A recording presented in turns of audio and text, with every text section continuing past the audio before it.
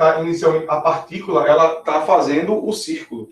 Então, ela começa nesta posição, vamos supor, e após um tempo, ela anda até esta posição aqui, né? Então, seria aqui a nossa posição final. Logicamente, para você marcar a posição, tem que fazer aquilo que eu disse que você faz no começo do problema, que é escolher uma origem, né? Então, você escolhe uma origem em algum lugar do círculo, de preferência, para ficar mais fácil para você.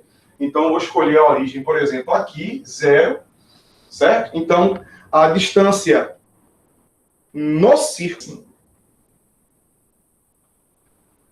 seria o S inicial, né? É a posição inicial em relação ao 0, né? Essa distância aqui, ó. Deixa eu fazer assim para ficar melhor, talvez. Deixa eu apagar isso aqui. Então, isso aqui, ó. Vou pintar aqui, ó. Pronto. Essa parte pintada de azul aí é a posição inicial. E daqui do 0 até aqui vai ser a nossa posição final. Certo? E isto aqui, ó, né? Daqui para cá vai ser a posição final menos a posição inicial, vai ser o ΔS, né? ΔS. Pronto, certo? Então, isso aqui é um círculo, o círculo vai ter um centro, né? Vai ter um centro, certo? O centro eu não desenhei muito legal, né? Não está muito bem no centro, mas tem que ter fé, né? E assim, não é um círculo perfeito meu, né? Bom, então aqui seria a posição inicial da partícula, a posição final da partícula, e a diferença vai ser o ΔS da partícula, que é esse trecho aqui. ΔS. Se você pegar o ΔS da partícula e dividir pelo ΔT, não é? Que é o tempo que levou para sair daqui e chegar aqui, se eu pegar o ΔS e o ΔT e dividir, vai dar o V, né? O V médio, a velocidade média da partícula, né? Vai dar a média. Só que a média é igual à instantânea, já que o movimento ele é uniforme, né? A gente já viu isso. Então, a velocidade média coincide com a instantânea quando o movimento é uniforme. Então, esse V tanto faz ser o médio ou o instantâneo, tanto faz. Né? É a mesma coisa. Certo? Bom, esse ΔS é daqui para cá. Né? Se você observar, a partícula, ela pode, ela está fazendo um círculo, né? Então, ela pode andar um trecho do círculo, ou até mesmo o círculo todo, né? Certo? Então, quando ela andar o círculo todo, o nosso ΔS seria 2πr. E o que é 2πr? 2πr é o tamanho do círculo, né, na matemática. Então, se você esperar a partícula dar uma volta inteira, o seu ΔS, ele vai ser 2πr, que é o perímetro do círculo. É tudo, não é? E o ΔT é o tempo que levou para andar o ΔS. Se o ΔS é 2πr, por ter dado uma volta inteira, então esse tempo aqui tem que ser o tempo de uma volta inteira também. E o tempo de uma volta inteira recebe um nome especial, que é o período. Não sei se você já ouviu falar sobre isso, mas período, não é? O período é o tempo de uma volta. É o tempo de um ciclo completo, né? É o período. Então, o tempo de uma volta é o período. Tem que ser compatível um com o outro, né? Tanto faz, você vai achar a mesma resposta. O V é igual. Se você seguir o caminho de cima ou de baixo, quer dizer, se você pegar só um trecho do círculo ou o círculo todo, a velocidade tem que ser sempre igual, já que ela é constante, né? Ela é constante. Então, não vai importar se você pega um trecho ou ele completo. Ele tem que ser o mesmo V. Se for a mesma partícula fazendo o movimento, já que é um movimento uniforme, então não importa o trecho que você escolha. Então, eu posso pegar um trecho menor, um trecho um pouco maior, um pouco maior, um pouco maior, um pouco maior, até chegar uma volta inteira. Ou até mesmo mais de uma volta. Eu posso botar aqui o ΔS de 10 voltas. Mas aí o tempo seria o tempo de 10 voltas. Aí dá a mesma coisa. Entendeu? Tem que ser o espaço e o tempo compatível. Não é? Então, você pode usar o artifício. Não é? Isso aqui você pode usar o artifício de pegar um ΔS qualquer. Pode ser um ΔS pequeno ou grande. Não importa se é uma volta ou não interessa. O que importa é que, se você pegar um ΔS lá qualquer, tem que ser um tempo para andar o ΔS qualquer. E se você pegar o ΔS como sendo 2πr, aí você está dizendo que o ΔS é uma volta inteira. Então, o tempo tem que ser também de uma volta inteira, que é o período. Então, esse tempo aqui, ó, ele recebe o nome de período, e o caminho que você vai escolher aqui ou aqui vai dar a mesma resposta. Isso aí não vai importar, não, certo? Geralmente você escolhe esse caminho de baixo, por quê? Porque a questão geralmente fornece a você o raio do círculo, né? Aí, se eu tenho o raio do círculo, eu escolho geralmente essa equação para calcular a velocidade, né? Só que aí você também tem que ter o período, que é o tempo de uma volta, né? Certo? Tomar esse cuidado, né? E você sabe que a frequência... O que é frequência? É o número de voltas num certo tempo, né? A frequência, ela é... Tá aqui, ó, o número de voltas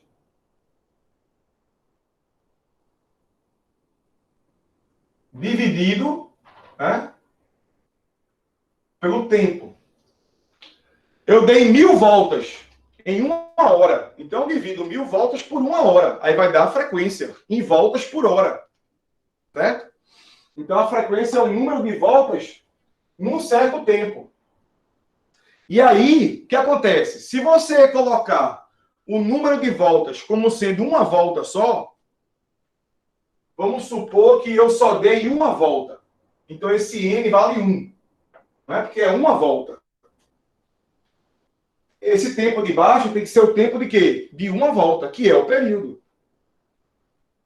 É por isso que o pessoal fala que a frequência é o inverso do período, né? Ó, a frequência é 1 sobre t, né? Onde o t é o período. E esse 1 quer dizer o quê? Esse 1, que é uma volta só, né? Mas se fossem duas voltas, esse tempo aqui seria o quê? 2 vezes o período. Se fossem 10 voltas, esse tempo seria o quê? 10 vezes o período, porque é o número de voltas pelo tempo que levou para dar aquelas voltas. Entendeu? E aí, se você pegar essa equação aqui, ó,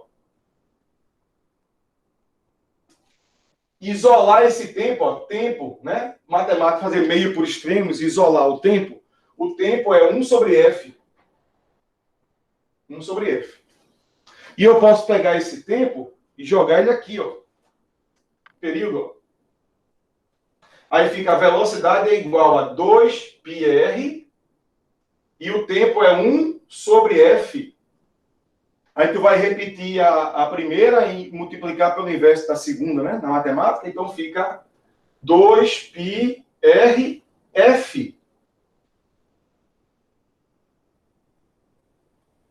2πrf. Certo?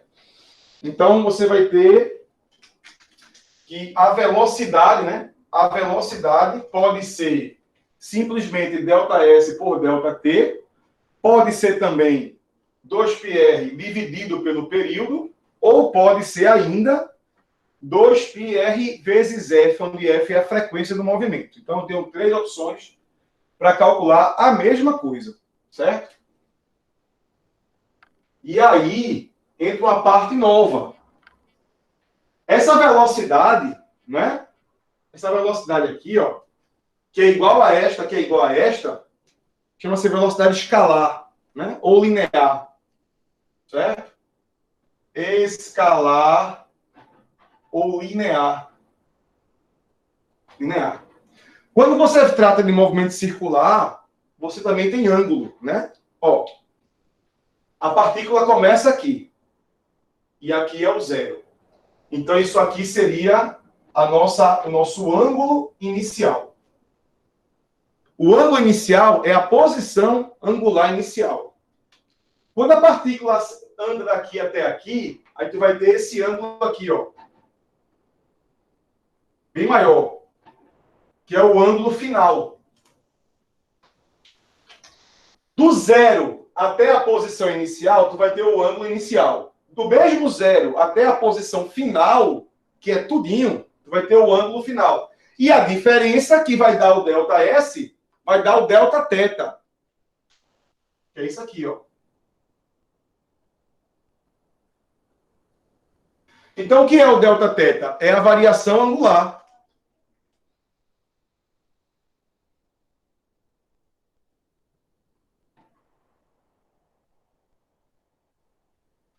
O que acontece se você pegar o Δθ e dividir pelo ΔT?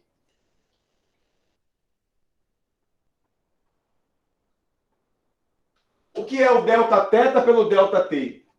O que é Δθ? É o quanto de ângulo eu andei. E o ΔT é o tempo que eu levei para andar esse ângulo. Isso aqui vai ser o chamado ômega, que é a chamada velocidade angular. Essa parte é nova para vocês hoje. Isso geralmente você também vê no ensino médio, né? Geralmente. Depende também da escola, do ano lá, certo? Então aqui, ó, esse ômega chama-se velocidade angular. Ele é a divisão de duas grandezas. Aqui, esse V também, né, a divisão de espaço-tempo. E aqui também é espaço-tempo. Só que esse espaço chama-se espaço linear. Você caminha, né, tantos metros, é o espaço linear. E aqui é o espaço angular. Tantos graus, né? Só que a gente não vai usar grau, a gente vai usar radianos, né? A unidade de medida que a gente vai usar aqui é em radianos, certo? Não é em grau, é em radianos, certo? Então, lembrando, para quem não... Aí tem que lembrar da matemática, né? Quando você dá uma volta inteira no círculo trigonométrico, né? O 0 grau é o 0 radiano. Aí, 90 graus é π sobre 2 radianos. 180 graus é π radianos. Aí, 270 graus, 3π radianos. E 360 graus é 2π radianos. Certo? Então, isso é importante lembrar, né? Ó, tá um círculo assim na matemática, né? Um círculo trigonométrico. Aqui é 0 grau ou 0 radiano. Aí aqui vai ser 90 graus ou π sobre 2 radianos. Aqui é 180 graus, que é igual a π radianos. Aqui vai ser 270 graus, que é igual a 3π sobre 2 radianos. E aqui, você volta para o mesmo lugar, é 360 graus, que é 2π radianos. Certo? Ó, o π, ele é 180 graus. 180 por 2, 90, né? 180 por 2, 90 vezes 3, 270. E 2π é 2 vezes 180, que dá 360 graus. É só você gravar que o π radiano vale, ele corresponde a 180 graus. O π radiano.